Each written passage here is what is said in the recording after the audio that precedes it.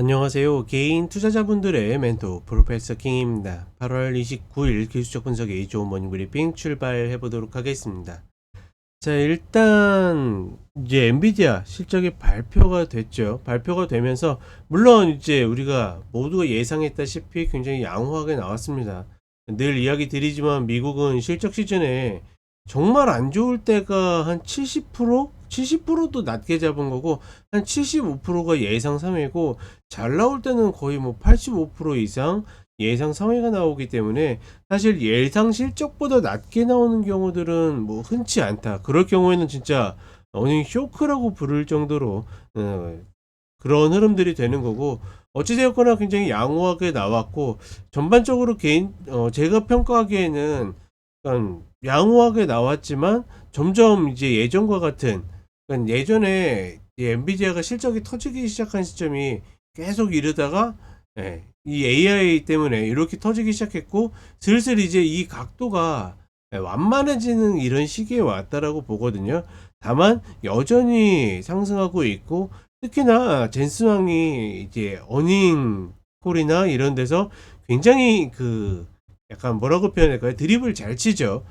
어떤 이제 컨퍼런스든 뭐든 이 멘트가 한 번도 부정적인 이야기를 한 게 없이 늘 이 AI 산업에 대해서 폭발적이고 장기적이고 계속 우상향 가능하다라는 이야기를 하고 있기 때문에 뭐 그런 흐름들이 결국은 엔비디아 뿐만 아니라 엔비디아를 이제 구매하는 이제 하이퍼스케일러들, 즉 뭐 마이크로소프트나 아마존이나 구글이나 메타나 이런 데에 어떤 이 주가를 더 끌어올리는 뭐 그런 흐름들을 좀 가져갔습니다. 그렇다 보니까 엔비디아 자체는 이제 1% 정도 하락하는 모습이었지만 그 외의 종목들이 오르면서 시장 전체적으로 받쳐지는 그런 모습들이고, 시장 전반적으로 봤을 때도 웬만한 악재들이 계속 묻히거나 아니면 단기에 쑥 하고 하락했다가 다시 그것보다 더 위로 올라오는 모습들을 반복하고 있기 때문에 어제 같은 경우에도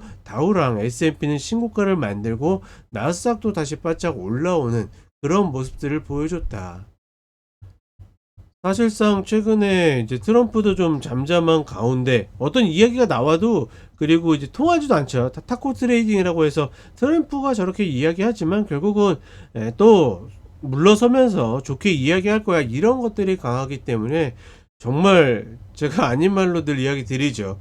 외계인이 나타나거나 아니면 진짜 해성이 떨어진다라든가 이런 슈퍼 악재만 아니라고 그러면 정말 계속 갈 기세. 하나 재밌는 거는 이제 8월이 점점 마무리가 되는데 9월 같은 경우가 이제 통상적으로 하락하는 경우가 많았었던, 변동성이 컸었던 그런 월이기 때문에 과연 이런 분위기에서 통상적인 9월에 그런 흐름들이 나올 만한 여지가 있을지 개인적으로 궁금하다.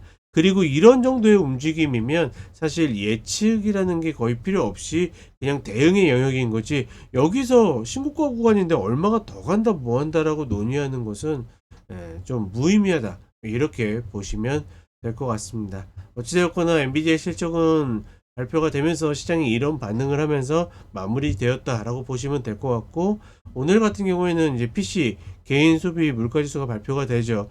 최근에 다만 이제 PC 같은 경우에는 이미 그러니까 취합의 성격을 띠고 있기 때문에 어느 정도 예측치가 나와 있습니다. 크게 뭐 변동사항은 없을 거다, 뭐 이렇게 보시면 될 것 같고, 한국 시장은 지금 일봉상으로 봤을 때 양운이 이제 받쳐지는 그런 구간으로 진입하는데 지금의 박스권에서 크게 이탈하기는 좀 어렵다라고 보고 있습니다. 그렇기 때문에 과연 어떤 타이밍에 윗단을 다시 한번 치고 오느냐가 중요할 거라고 보고 있고, 문제는 결국은 신규를 노리시는 분들인데, 신규를 노리시는 분들은 결국은 4차 갭 자리, 그 자리 외에는 사실 어떤 이야기를 드리기가 굉장히 어렵다, 이렇게 인지하시면 좋을 것 같습니다. 자, 그럼 간단하게 차트 보도록 하겠습니다. 자, 먼저 나스닥 선물 30분 흐름 보게 되면 엔비디아 실적 발표하고 사실 밑으로 밀렸었어요.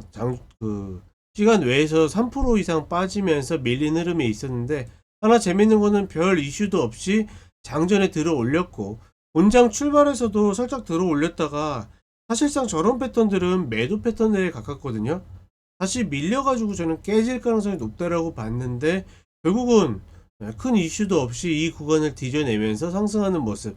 이 과정에서 좀 눈에 띄었던 거는 추정하기로는 당일 매수 세력들이 들어왔다가 나가는 모습, 뭐 이런 게 좀 만들어졌고, 최근 이런 흐름들이 만들어지면서, 즉 아랫자리를 한번 찍고 오면서 파월 때문에 이제 좀 불안불안했었죠.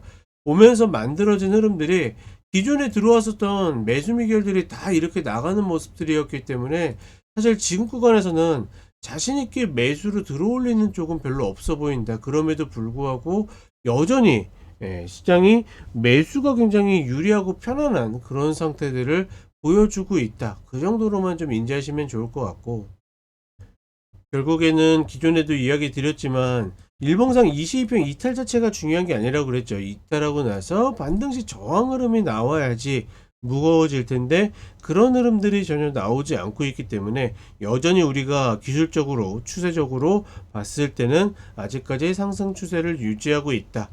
우리가 이거를 꺾였다라고 인지하는 것은 반드시 어떻게 일봉상 22평을 이탈해서 저항받고 떨어지는 흐름들이 나와야 그 흐름을 인정한다. 이렇게 보시면 되겠습니다.